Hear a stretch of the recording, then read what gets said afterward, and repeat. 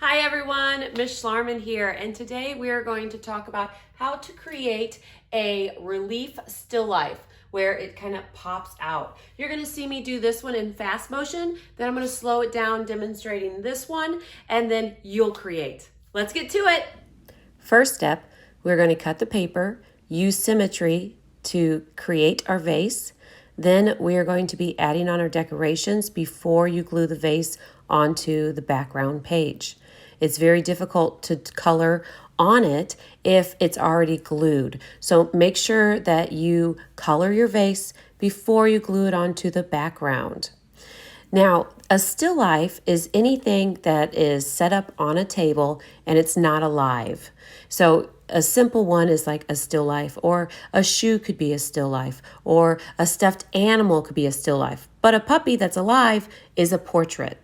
All right, so here you can see that the vase is glued on, which is slightly popped up to give it that relief. It's almost 3D, but not all the way. So it just pops off the page.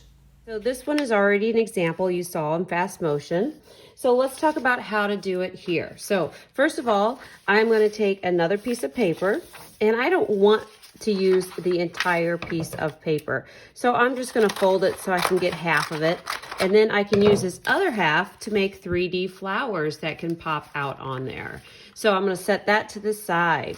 This one, I'm going to focus on making my vase. And your vase should be symmetrical. So I could fold it like this and it'd be tall and skinny, or I can fold it like this and it'd be shorter and thicker. So depending on what you want your vase to look like will depend on how you create it. So I'm going to go like this, okay, because I want to have a big bouquet up here of lots of flowers. And do you also notice this paper is vertical, meaning going the long ways, and this one is horizontal, meaning going sideways. So think about your orientation of your page. Now, to draw your vase, basically all you need to do is create a vase that comes out, and they all look fabulous because once you cut them, it's like making a heart. You know, when you make a heart, you fold it and then you come around and you can cut it out. So I'm just gonna go like this, and voila, some scraps I can use to make flowers later on. Open it up. Ooh, I like that vase. And notice how the fold makes it do that little bit of pop out. Okay, so let's get started on this one. For me, I like to go around and I'm going to outline it just so that the vase really pops out. I love to have a strong, bold line outlining my still life vase right here. Then what I'm going to do is I'm going to think about it. Now, once I glue it, it's going to be hard to color. So I probably want to color it first before I glue it. So let me think, I'm going to pull my crayons over here. I'll leave this guy in the picture. And I want to think about, maybe I'm going to do some geometric patterns. So I'm just going to put some orange stripes on there. And then maybe I'm thinking, you know what? Maybe I want to have blue stripes coming this way, kind of like a plaid. Ooh, I like that. Orange and blue. Then maybe I want to get even more creative and I'll put circles in between all of them. So come up with an interesting idea and design. This is almost like a Zentangle, you know, where you're coming up with your different patterns and we're getting creative with our vases. Okay. And I'm just going on and on. You really want to make sure you color your vase before you glue it, because once you glue it, it's harder to color on because you'll flatten it out. All right, there's my vase. So I folded it back a little bit. I'm going to go ahead and I'm going to take, now I'm not gluing all the edges.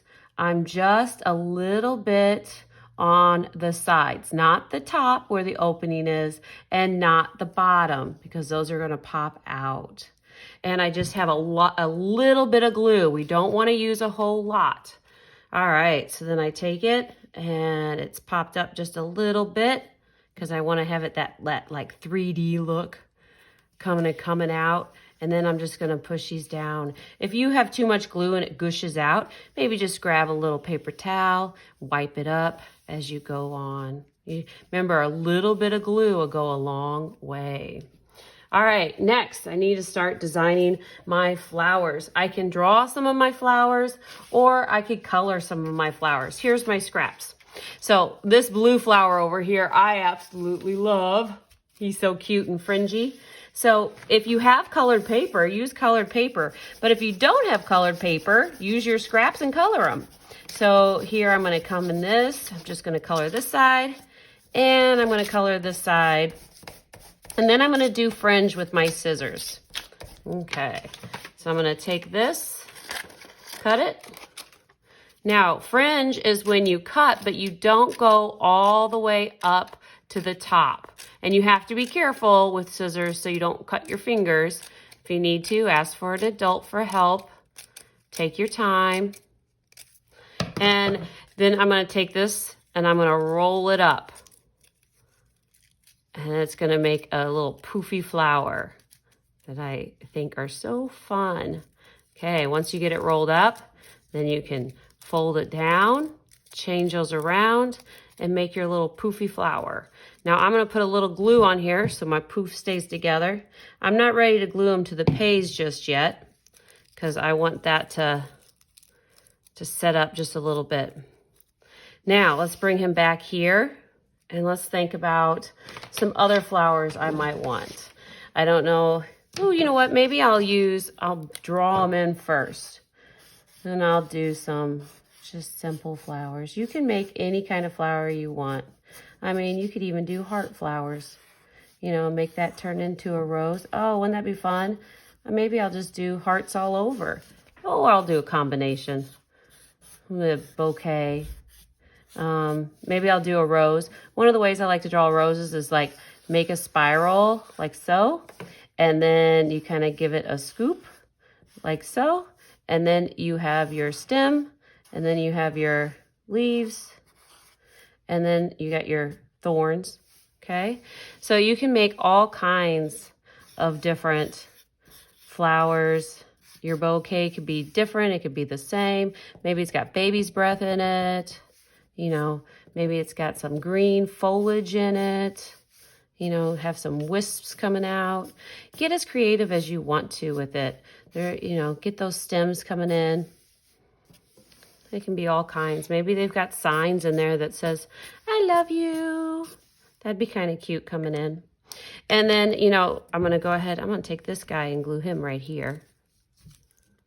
Put a little glue. I know he's going to go there. And I need to color some more too, don't I? Okay, so let him dry. And then I'm going to just keep thinking, okay, I'm going to make this guy yellow. And the coloring is where you just take your time, make it look good. And one thing I'm missing, does anyone know what I'm missing? What makes a still life a still life? I'm missing something really, really, really, really, really important. I'm going to pause for a little bit. I want you to think about it while I'm coloring. What makes a still life a still life? I feel like someone's already even said it. They're like shouting it out. Oh, we know, Miss Schlarman. You tell us this all the time.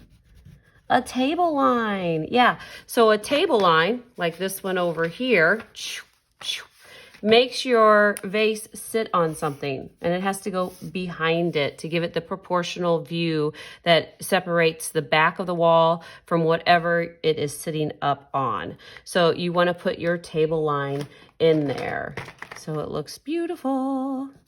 Let's see, what colors? Oh yeah, deep purpley rose coming on in here. Then I need to get some green in here. Green, green, green. And then maybe some wisps are green as well. And I can make more 3D flowers too. I like this one that's just like drawn and then it sticks out kind of a little bit. That's kind of fun. Okay. And then of course, don't forget to color your table. You know, if you need to, peel back some crayons.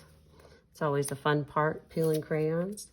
And don't forget to, can I put wallpaper in the back maybe? Sure, I could design wallpapers. Maybe it's like striped patterns in my back of my wallpaper. Feel free to get as creative as you want to in your relief still life. All right, so let's look at these two. You hear my stool just squeaked back there. So you can either do a vertical still life or a horizontal still life. It's 3D, meaning it pops out just a little bit, but it's not all the way 3D, so it's called a relief. So a relief means it pops out just a little bit and then add it in with some other details. All right, I can't wait to see your creations. Thanks for watching, everyone. Good luck with your creations. I can't wait to see them. Have a great day. Bye.